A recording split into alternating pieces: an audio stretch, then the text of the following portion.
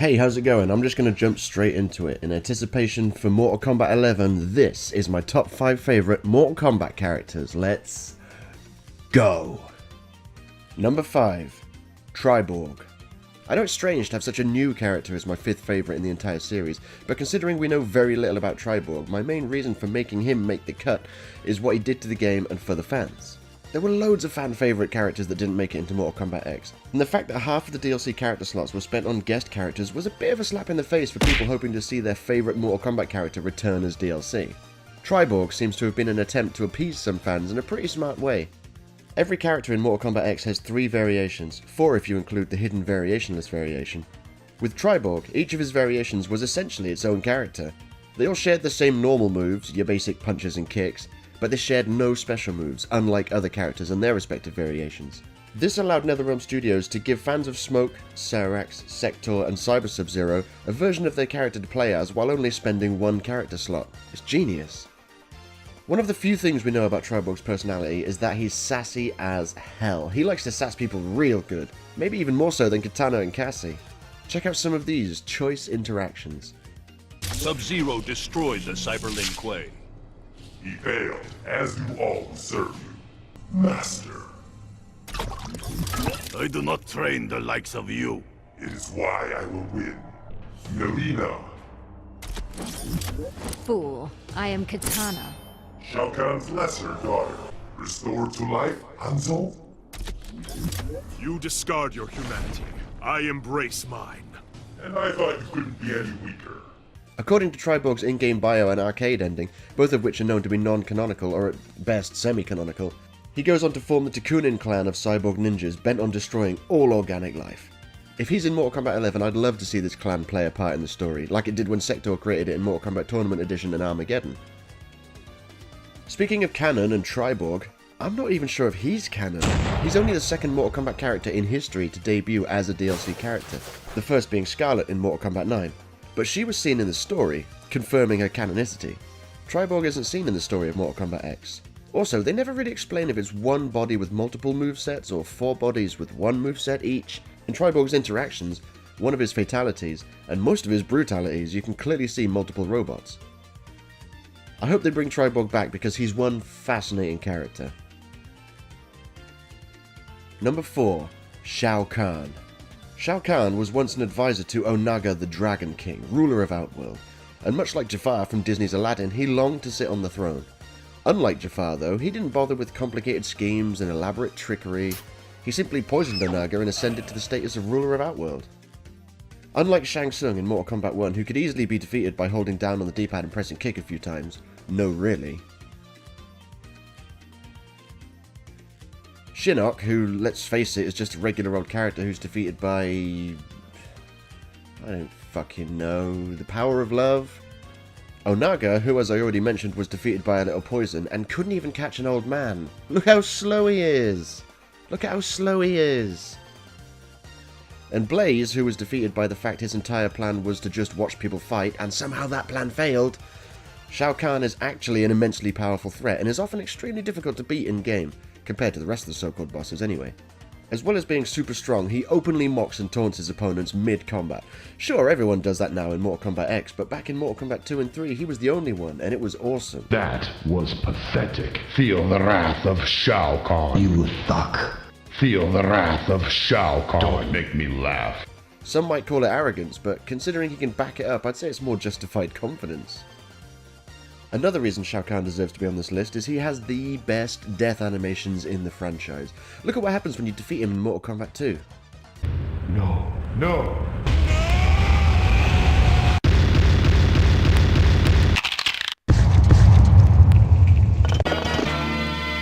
And Mortal Kombat 3.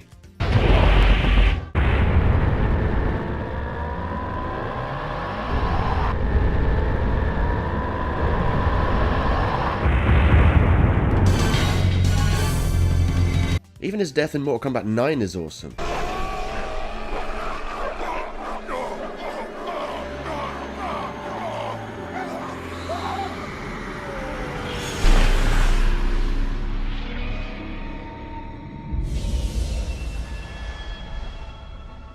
No one dies like Shao Kahn. But my favourite thing about Shao Kahn is that he knows the Elder Gods exist, but basically thinks they're useless pussies. An anemic effort from ineffectual deities. Today, I become the Elder God. And to be fair, 99% of the time, that's exactly what they are. He tried to merge Earthrealm with Outworld via the rules of Mortal Kombat 10 times. The rules state that the invading realm must win 10 tournaments in a row, and on what would have been their 10th victory, his forces came up against Liu Kang and co. and lost. Shao Kahn said fuck waiting another 10 generations to merge the realms, and he demanded a sudden death rematch against Kang and co., this time requiring only one victory to merge the realms. For some reason, the Elder Gods were totally cool with these lesser beings changing the rules of their cosmic competition, and they allowed it.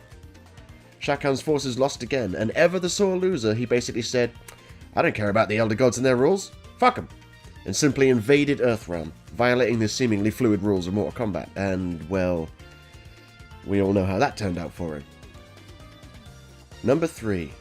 Goro. Standing roughly 7 feet and 4 inches tall and weighing exactly one you don't want to fuck with this, Goro is easily one of the most intimidating figures in the franchise.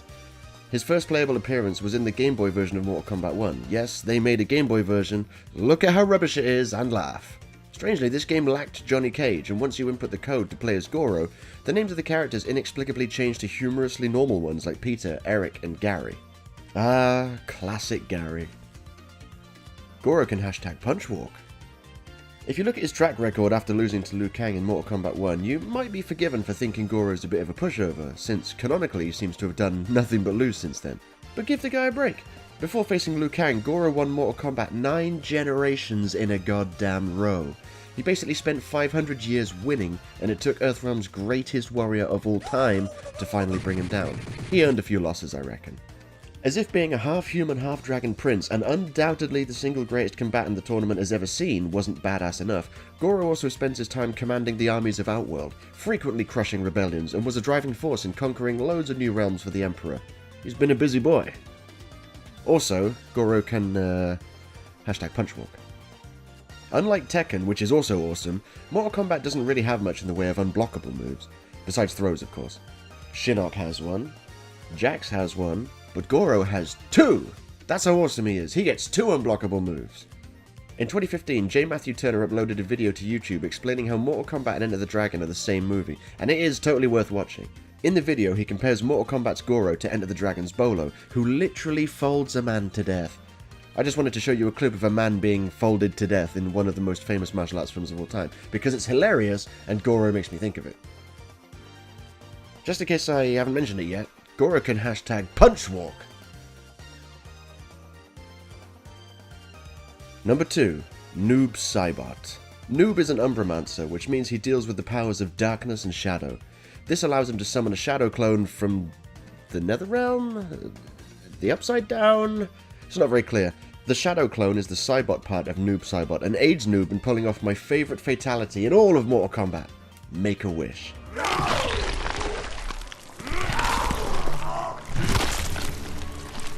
Part of the reason I love Noob is because of his unique origin story.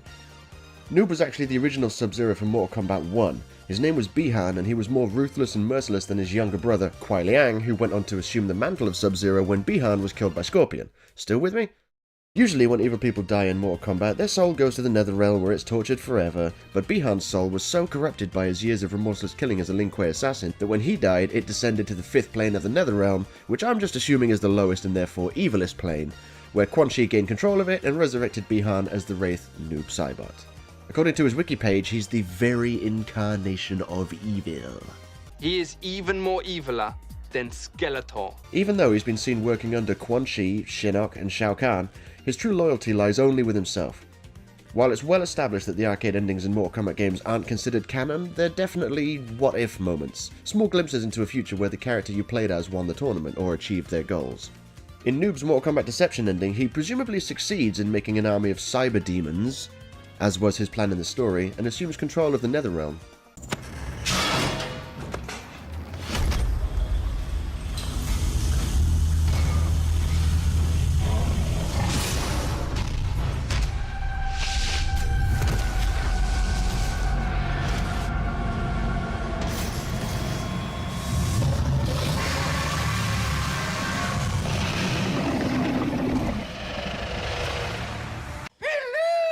In Noob's Mortal Kombat 9 ending, it's revealed that Quan Chi had a flat-out brain fart by making him powerful enough to defeat Shao Kahn, and therefore powerful enough to break free from Quan Chi's control.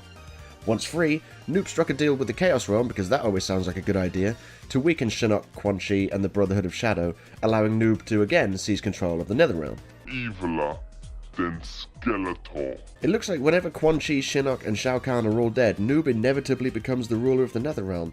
And in the current timeline, Quan Chi, Shinnok, and Shao Kahn are all dead. I'm just saying, Liu Kang and Kitana might have more than had enough Raiden to contend with in Mortal Kombat 11. And my number one favourite Mortal Kombat character of all time is... obviously Sub-Zero. If you know anything about me, you knew it was Sub-Zero. When I was but a wee lad, back in the before times of 1992, I was in Blockbuster Video and I noticed this new fighting game on the TV above the counter. I saw two brightly coloured ninjas jumping around and throwing spears and ice balls at each other, and saw something scarcely seen in games back then, and something I didn't even know I wanted until I saw it. Ultra-violence. 7-year-old Harperlarp was instantly enthralled. You have to realise that before this, the best fighting game I'd played was Way of the Exploding Fist on the Acorn Electron. I absolutely had to own this game with its showers of blood and realistic graphics, and once I did, a big decision had to be made. Do I choose the Get Over Here guy, or the Freezy Man? I chose Freezy Man. And thus began my lifelong love of the Lin Kuei assassin slash ninja, simply known as Sub-Zero. As I mentioned in another video, Sub-Zero has the unique distinction of being the only character to have been playable in all the main entry Mortal Kombat games, which I think is pretty cool. People keep telling me, oh, Harperlarp, what about Scorpion? To which I always reply, he wasn't in Mortal Kombat 3, how does everyone keep forgetting this? Another honour my boy Sub can claim is he's the only character to have been human, turned into a robot, turned into an undead revenant, and then returned to human form. He has been through some shit. Sub-Zero's fighting style obviously revolves around ice since he's a cryomancer. He can freeze his hapless foes with ice balls, he can create ice clones of himself to trap, freeze or otherwise pressure his opponents. He can create deadly weapons made of ice, and although you can't do it in Mortal Kombat X, he has the ability to teleport. Sub-Zero is also the proud owner of what is probably the most famous fatality in the whole series, the Spine Rip. A move so iconic that 23 years later, Vsauce 3 did a video all about it called Could You Rip Out a Spine? Definitely worth a look, go and watch that. Here's my current character usage for Mortal Kombat X. If you look really carefully, you might be able to figure out who my favourite character is, or at least the character I've used the most, which would indicate my favourite, obviously. As if all of that wasn't enough for me to love Sub-Zero, his arcade ending in Mortal Kombat X shows him literally training frost dragons to be the official combat mount of the Lin Kuei. Do I need to say any more than dragon-riding, cryomancing ninja assassins? No matter which way you look at it, Sub-Zero is just the coolest hat character in Mortal Kombat, and that's why he's my favourite.